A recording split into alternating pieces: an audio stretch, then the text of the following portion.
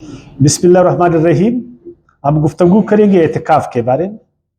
اعتکاف کی حقیقت کیا ہے، اہمیت کیا ہے، مقصد کیا ہے، اعتکاف کا طریقہ کار کیا ہے اور اعتکاف کے فائدے کیا ہے.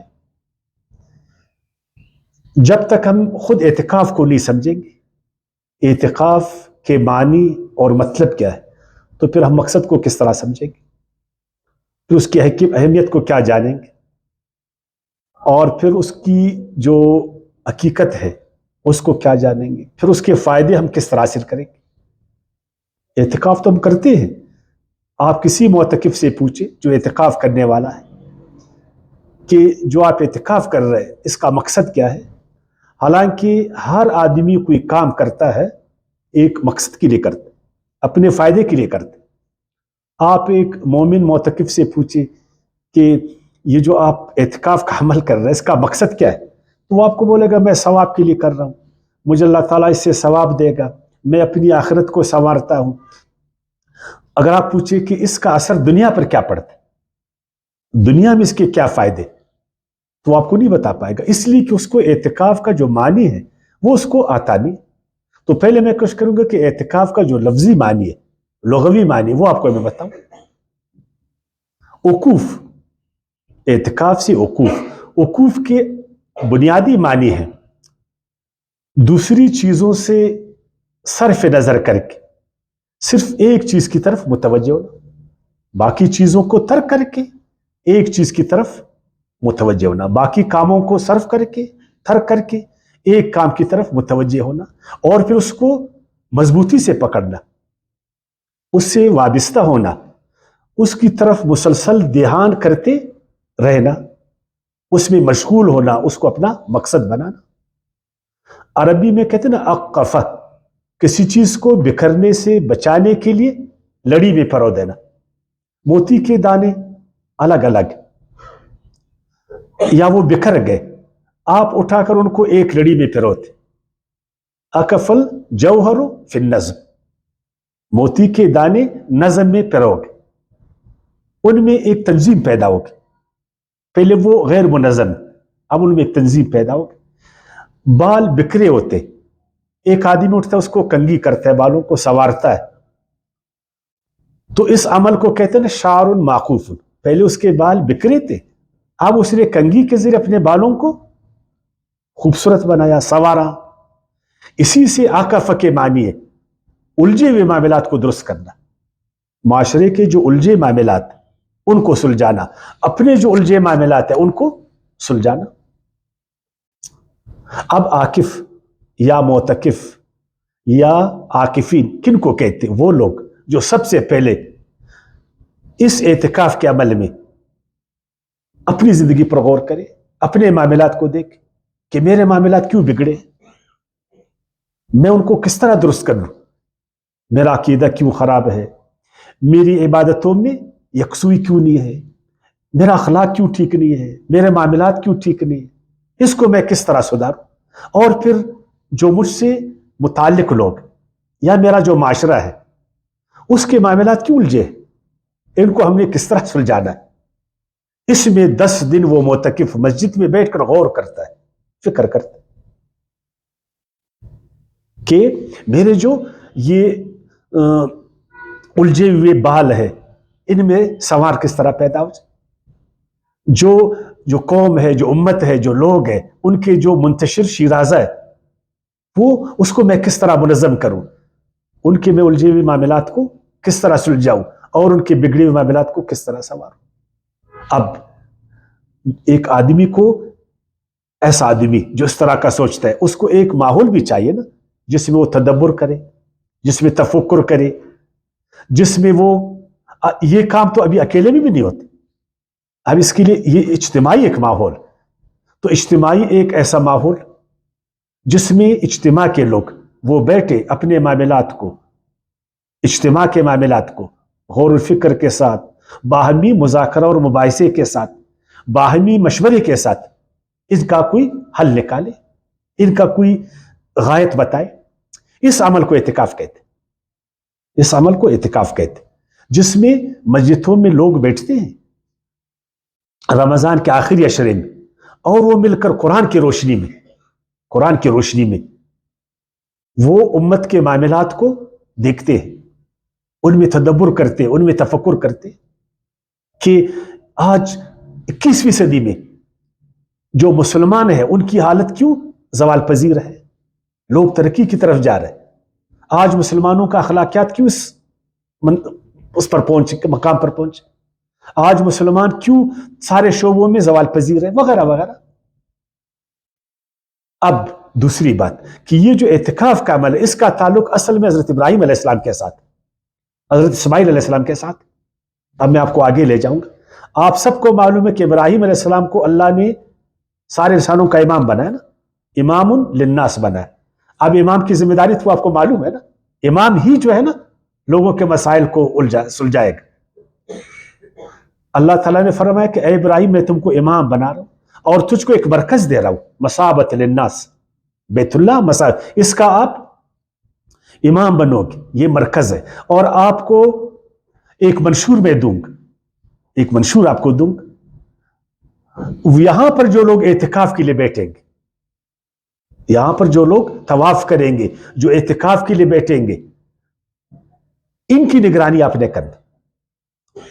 ادھر ہی سے اللہ تعالیٰ پوری دنیا کے معاملات کو سلجھائے گا۔ وَعِدْنَا إِلَىٰ إِبْرَاهِيمَ وَإِسْمَاعِيلَ أَن طَهِّرَ بَيْتِيَ لِلطَّائِفِينَ وَالْعَاكِفِينَ وَالرُّكَّعِ السُّجُودِ۔ سورہ بقرہ کی آیت 124 آپ پڑھتی ہے نا، 124 125 میں، کہ میں نے عہد لیا ابراہیم اور اسماعیل سے کہ وہ اس مرکز کو ابھی پاک صاف رکھیں گے۔ کن کے لیے؟ طائفین والعاکفین، اعتکاف والوں کے لیے۔ ابھی اعتکاف والے کون ہیں؟ جن کی نگرانی ابراہیم علیہ السلام کر رہے، جن کی نگرانی حضرت اسماعیل علیہ السلام کر رہے، یہ وہ لوگ ہیں جو اپنے معاملات کو بھی سدھار رہے ہیں، جو امت کے معاملات کو سدھاریں گے۔ یہ بیت اللہ میں بیٹھتے، یہ اصل میں مغز ہے قوم کا، یہ دماغ ہے قوم کا۔ یہ گلی کوچے سے لے کر مرکز تک بیٹھیں گے۔ گلی کوچوں میں جو مساجد ہے، وہاں گلی کوچوں کے جو دماغ والے لوگ، جو سرکردہ لوگ ہیں، ہر آدمی بیٹھ سکتا ہے۔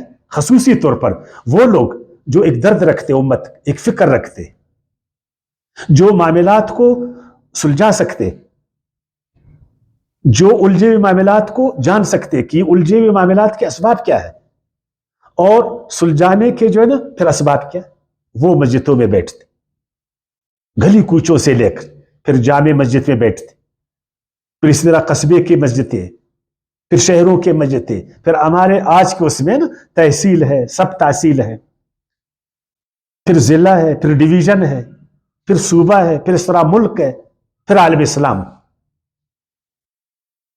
اور ابراہیم علیہ السلام کے حوالے سے اللہ تعالیٰ نے بھی فرمایا نا وَقَدْ كَانَتْ لَكُمْ أُسْوَةٌ حَسَنَةٌ فِي إِبْرَاهِيمَ، کہ ایمان والو، چونکہ ابھی میں نے کہا اعتکاف کا تعلق ابراہیم علیہ السلام کے ساتھ ہے نا، تو ابراہیم علیہ السلام کا اسوہ، اس کی پیروی یہ ہم پر ضروری کہ ہم ابراہیم علیہ السلام کی جو سیرت ہے، جو بہترین سیرت ہے، اس کو ہم لوگ اپنائیں، اس کی اب اتباع کریں۔ بے شک تمہارے لیے، تمہاری زندگی میں ابراہیم علیہ السلام کا جو اسوہ ہے وہ بہترین ہے، اس کو اپناؤ۔ تو ابراہیم علیہ السلام تو اس طرح کر رہے تھے۔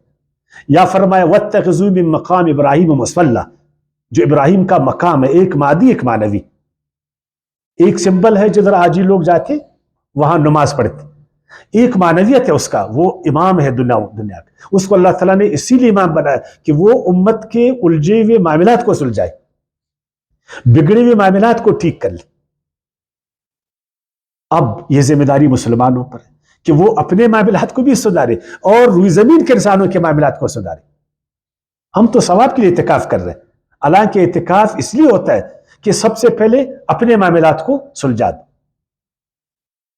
پھر اس کے بعد دوسروں کے معاملات کو سلجھا دو۔ اس طرح ایک نیٹ ورک بنے، بالکل ایک مسجد انڈونیشیا میں، لیکن اس کا تعلق بیت اللہ کے ساتھ، وہ قازقستان میں دور ایک گلی میں ایک مسجد، وہاں 10 آدمی اعتکاف میں بیٹھے، لیکن ان کا تعلق بیت اللہ کے متفقین کے ساتھ، اعتکاف والوں کے ساتھ۔ وہاں مراکش میں جو ہے نا ایک مومن آدمی اعتکاف میں بیٹھ، لیکن اس کا تعلق بیت اللہ کے معتکف کے ساتھ۔ وہاں دور جا کر ناروے میں ایک مسلمان ہے، لیکن اس کا تعلق ادھر کے ساتھ۔ وہ سب جو ہے نا اپنے باہمی مشورے سے، اپنے باہمی تدبر اور تفکر سے اپنے باہمی مذاکروں سے قرآن کی روشنی میں وہ اپنے اپنے مسائل کو جو اجتماعی مسائل ہیں ان کو کیلکولیٹ کرتے, ان کو جامع مسجد بیچتے, جامع مسجد پھر اس کو جو ہے نا تحصیل میں بیچتے, تحصیل اس کو ضلع میں بیچتے. ایک وہ مسائل ہے انٹرنل جو اس کو گلی کوچے کا مسئلہ اس کو مسجد خود اس کو حل کرتے, لیکن بعض ایسے مسئلے جو وہ حل نہیں کر سکتے ان کو آگے بیچتے. پھر اگر جامع مسجد اس کو حل نہیں کر سکتے پھر اس کو آگے بیچتے. اس طرح ایک نیٹ ورک مسلمانوں کا بن جاتا کہ یہ آج کے سال کے ہمارے مسئلے یہ. پھر حج کے موسم پر یہ سارے مشورے یہ امام کے سامنے پیش ہوتے, جو بیت اللہ کا امام, کہ یہ ہے مسلمانوں کے مسائل, یہ ان کے چھوٹے مسائل, ان کے بڑے مسائل, یہ ان کا حل. پھر وہ امام جو ہے نا ان مسئلوں کو سارے عالم اسلام کے سامنے پیش کرتے, پھر ان کو ڈائریکشن دیتے, پھر وہ حاجی آ کر اس پر عمل درآمد کرتے. اس طرح سارے ایمان والوں کے مسئلے حل ہو جاتے, کیونکہ قرآن نے فرمایا, ارشاد باری تعالیٰ ہے سورہ بقرہ کی آیات 147 میں 143 میں فرمایا وَكَذَلِكَ جَعَلْنَاكُمْ أُمَّةً وَسَطًا لِتَكُونُوا شُهَدَاءَ عَلَى النَّاسِ. اے ایمان والو, تم کو اللہ تعالیٰ نے امت وسط پیدا کیا, نگران امت, تمام انسانوں پر تم نگران. انسانوں میں جو بدی ہے, انسانوں پر جو ظلم ہے, انسانوں میں جو خرابیاں ہیں, ان کا نگران کون ہے؟ ہم مومن مسلمان. آج فلسطین میں کیوں اس طرح ہو رہا ہے؟ آج سوڈان کی حالت کیا ہے؟ ہم تو اس روزوں میں خوش ہیں, جاؤ اپنے سوڈانی بھائیوں کو دیکھ, ان کی کیا حالت, جاؤ دوسرے مسلمانوں کی حالت, کتنے لوگ آج بھوک سے مر رہے, کتنے لوگ آج جو ہے نا ظلم کے شکار, کتنے لوگوں کے مسائل. ان سب کو پھر ان معتکفین اس اعتکاف میں انہوں نے سوچنا ہے, اس کا ایک حل نکالنا ہے. ویسے بھی ہم سارے پڑھتے وَلْتَكُمْ مِنْكُمْ أُمَّةٌ يَدْعُونَ إِلَى الْخَيْرِ يَأْمُرُونَ بِالْمَعْرُوفِ وَيَنْهَوْنَ عَنِ الْمُنْكَرِ. پڑھتے ہیں نا پڑھتے, تو اس کام کو کون کرے گا؟ یہ اپنے گلی کوچے میں یہ معروفات کا حکم کون کرے گا؟ یہ منکرات کا کام کون کرے گا؟ ہمارے گلی محلے میں کون سے کام منکر کے؟ ہمارا کون سا بھائی بے نماز ہے؟ ہمارا کون سا بھائی جو ہے نا دکھی ہے؟ کس گھر میں بھوک ہے؟ کس گھر میں بیماری ہے؟ کس گھر میں جہالت ہے؟ یہی لوگ جو اعتکاف میں بیٹھے. لیکن ہمارے متفقین کیا کرتے؟ وہ مسجدوں میں ثواب کے لیے آتے, 3 کام کرتے. ایک چادر لٹکاتے, پھر زیادہ سے زیادہ نفلیں پڑھتے, بالکل پڑھے, اچھا کام ہے. یا زیادہ سے زیادہ قرآن کا تلاوت بغیر مطلب و معنی کا کرتے, یہ بھی آپ کر لیں, اس میں بھی ثواب ہے. یا تو زیادہ سے زیادہ ذکر اذکار کرتے, تو یہ سوچے گا کون یہ معاملہ کون الجھائے گا. اکفا کا تو مطلب ہے نا کہ آپ نے معاملات کو سلجھانا ہے. اس کو کون کرے گا؟ کہ خود سب سے پہلے اپنے مسئلے کو تم سلجھاؤ کہ میری زندگی قرآن کے مطابق. یہ جو ہمارے گاؤں کلی گوچے کے لوگ ہیں ان کی زندگی قرآن کے مطابق. یہ جو ہمارے شہر کے لوگ ہیں ان کی زندگی قرآن کے مطابق. ان کو کیا پرابلم ہے, کیا مسئلے, ان کو کیا مشکلات. ہمارے شہر میں ہزاروں نوجوان جو ہے نا وہ نشوں میں مبتلا ہے, ان کو نشوں سے کیسا نکالنا ہے. اتنے بچے اسکول سے دور ہیں, ان کو اسکول میں کیسا لانا ہے. اتنے گھروں میں بھوک ہے, ان کے بھوک کو کیسا ختم کرنا ہے. ہمارے ملک میں انصاف کا نظام درہم برہم ہے, ہمارے ملک میں معیشت کا نظام درہم برہم ہے, ہمارے ملک میں سیاست کا نظام درہم برہم ہے. اس کو کون سوچے گا؟ اس کے لیے حل کون نکالے گا؟ لائے حمل کون طے کرے گا؟ یہی اعتکاف کرنے والے لوگ. اور اس پہ بڑا ثواب بھی ہے. اس کا ثواب کیا ہے؟ میں نے بولا سب سے پہلا ثواب کہ یہ سنت ابراہیمی ہے. اللہ نے ابراہیم اور اسماعیل علیہ سے پیغمبروں کو فرمایا کہ ان کا تم نے نگرانی کرنا. اور ایک حدیث میں ہے کہ جو لوگ مسجدوں میں آتے ہیں, مسجدوں میں یتلون کتاب اللہ, وہ آ کر ادھر اللہ کے کلام کو تلاوت کرتے, وَيَتَدَارَسُونَ بَيْنَهُمْ, اور پھر قرآنی مذاکرہ شروع کرتے, قرآنی مباحثہ شروع کرتے, قرآن سے اپنے مسئلوں کو دیکھتے ہیں, ان کا حل قرآن میں ڈھونڈتے ہیں. اللہ کے نبی نے فرمایا نزلت علیہم السکینہ, اللہ ان پر سکون نازل فرمائے گا, اس معاشرے کو پرسکون بنائے گا, اس آدمی کو سکون والا بنائے گا, اس ماحول کو سکون والا بنائے گا. اور اللہ تعالیٰ نے, اللہ کے نبی نے فرمایا کہ اللہ کی رحمت ان کو ڈانپ لیتی, وشتم الرحمہ, رحمت ان کو ڈانپ لیتی. یہ معاشرہ رحمت والا معاشرہ, ابھی تو زحمت والا معاشرہ ہے. ابھی تو زحمت والا، ان کے ذریعے سے اللہ تعالیٰ اس معاشرے کو رحمت والا معاشرہ بنے، اور فرشتے ان کو گیر لیتے، وحفت الملائکہ، فرشتے ان کو گیر لیتے، اور اللہ فرشتوں کے بیچ میں ان کا تذکرہ کرتے۔ اور دوسری بات کہ اس عمل سے آدمی خود انسان بن جاتا۔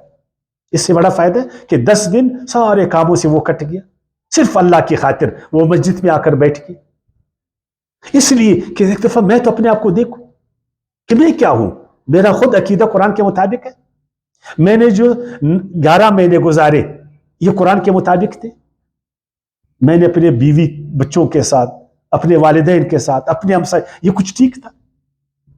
کیا مسئلہ ہے مجھے؟ کیوں یہ مثل اس طرح ہے؟